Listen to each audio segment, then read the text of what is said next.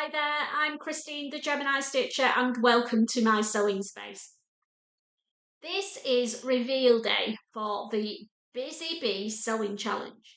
There are 8 vloggers all taking part in our version of the sewing bee. We've already done part 1, which was the pattern challenge. So if you haven't seen that one yet, there are 8 patterns all being reviewed. Have a look in my Busy Bee playlist and give those a watch first. But today is the 28th of August and it's reveal day for our transformation challenge. We had a list that we could choose from which replicated the challenges that were set in the latest series of the Sewing Bee. We tweaked them a little bit because we wanted them to be realistic and be things that we would use or wear. So, what did I transform? Here's me in the cord quilted jacket that I made. It's the closet core parchment jacket, and it was huge on me. I wore it once if I was lucky. So I decided to transform that jacket into a bag. Now, there were lots of other options as well, and lots of opportunities to go to charity shops and buy things and transform them. But I decided I was going to use something that I already had. Everything that I've used in this transformation is stuff from my stash or the jacket which I already owned. So it's cost me 0. And I had an absolute ball. Now, I made a dress recently in some Tula pink fabric from Rainbow Fabrics. There's me in my tulip dress from So Different Patterns in Tula pink fabric. And I also had some smaller print design on cotton, quilting cotton type fabric in the same pattern as that dress. So I wanted to try and incorporate that into my bag as well so that it would go with the dress. When we were at the Festival of Quilts, I bought some fabrics from a stall that was called Love from Beth. And there was a little card inside in the package when I got home. So I went and had a look on her website and fell in love with a bag pattern that she had on there. There's the bag pattern that's off her website. And you use a quilt block that's 16 inches. Now, some of you'll know I'm a beginner quilter and I'm doing foundation paper piecing quilting at a monthly class. And I thought, one of my blocks would look great as that bag. And it went from there. So, although my bag has used a lot of the jacket, it's also used a quilt block. Oh, but that's not cheating, Esme. So, without further ado, let's reveal the bag that I transformed from my cord jacket. It looks nothing like a cream cord jacket.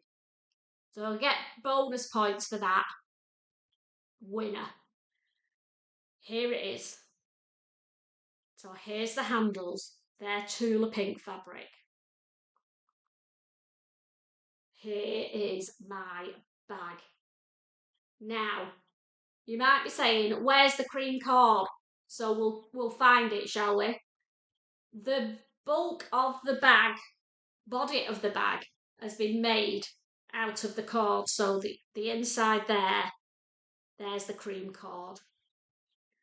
It's on the back. The whole of the back is the cream cord, and it was already quilted, but it was quilted in cream cotton. So I went over it all again in some rainbow pink cotton to make the quilting stand out, and I used my Beyond the Pink Door Think Pink Club patch that I got in one of my subscription boxes yonks ago. So hand sewn that on the back, unusual for me. So the whole body, so the structure of the bag is the cord, and the base as well is all made out of the cord jacket. And then inside I've put a little clip in. These were the pockets of the jacket, so I've sewn them together, and I just want to put a little Preston on for security, but I've made quite a big little bag for inside, and I'm pleased with it. But then of course the front isn't the cord. The cord's on the back, but you can't see it because it's a quilt block on the front. And who can blame me for wanting that Tula Pink quilt block? It's the pineapple log cabin quilt, and I've used the same pattern that's in the dress in the centre block, and then use some other Tula Pinks for all the outside edges. I love it. It's got matching handles, which are nice and squidgy and comfy on the shoulder. And then these side pockets are massive, and they're quilted as well. So what am I going to use this bag for? Oh, we'll just show you the inside first. I've put 2 clips, one either side. One's got the bag on, one's for putting car keys on. Then they don't get lost in a mahoosive bag this size. It's got a big inside zip in it. And also in here, just to prove that I did use the majority of that jacket, are all the bits that were left. So here we go. Now this piece, I might run out of time, but I'm thinking I might make a little like pencil case type thing for me to put my rotary cutters and things in. And then apart from that, they are all scraps. They are just scraps that have been used. The majority of them been used. But I've kept them all because I want to make some little bags to put all my quilting tools in, because this is going to be my quilting project bag to take to my class and to take to the socials as well, because I'm going to be able to fit my rulers and things in the side pockets, and it's plenty big enough for me to put my quilt blocks in that I'm working on and the spare bits of fabric without having to fold them up. They can stay flat inside. And yeah,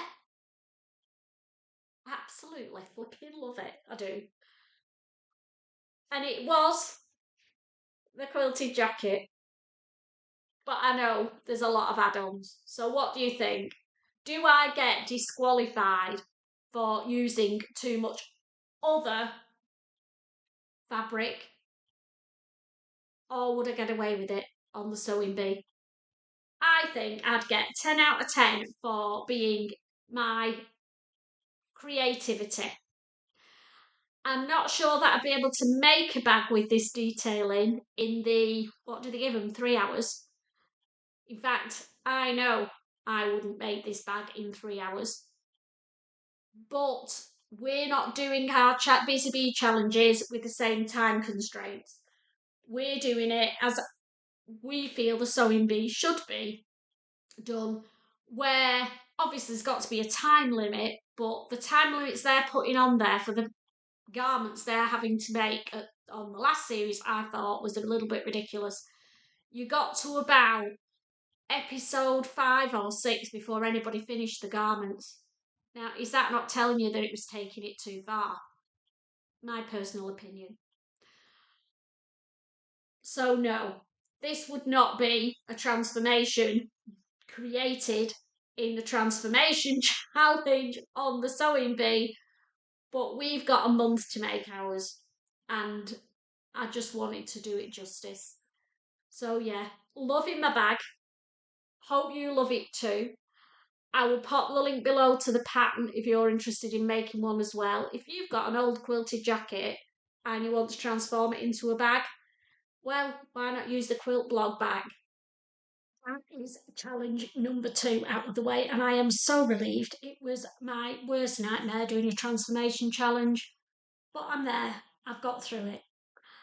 Challenge 3 in September is going to be to create a outfit or garment for a Mediterranean climate. This one is right up my street and I can't wait to get started. I've got definite plans of what I want to do. So when I travel abroad, try to travel light, particularly if we're only going somewhere for a week or a few days. I'm not mad keen on waiting for that case at the other end. Once I get off that plane and I've got through passport control, I want out of that airport. And that means packing smartly. So my Mediterranean outfit or garment is going to be dual purpose. I'll show you the fabric first, shall I? And then we'll talk about my ideas. Here it is. It's popping bright pink and it's a cotton lace. Huge holes in it. How am I going to make a garment without flashing all I've got in this? Well, I've got a little idea and it might work or it might not. You'll find out at the end of September. Here's my prototype. The garments that I've made before. This is my beach throw-on that I made. And then underneath it, I've got a Solvi sundress. Love both garments. And what I thought was I'll do the outside beach throw-on. This one's quite short, so I want to make it 3/4 length, quite swishy, in this pink. With me so far. And then underneath it, so that's wear around the swimming pool. But because I'm going to be travelling light, it needs to have a dual purpose. So before I wear it around the pool, its first outing will be as an evening wear garment with a Solvi sundress underneath it. So you don't see my knickers and my bra because I've got a dress underneath the lace. And where the plunging neckline is, the Solvi sundress is a little bit higher up, so I don't show too much cleavage either. And I think layered up, it might work. Then, when I've worn it once or twice out, I can wear the pink with the Solvi sundress. Not decided on the colour of this sundress yet. I quite fancy like a lime green. Oh, I know. Oh, there's green in here. Pink and green. They do go together. I've got pink and green on this quilt.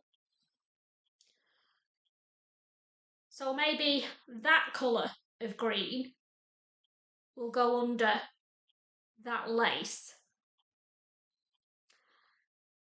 Wear them together. See me coming with that, won't they? But I don't care. And then, once I've worn them together, I've got a beach throw-on to wear just the pink and a lime green sundress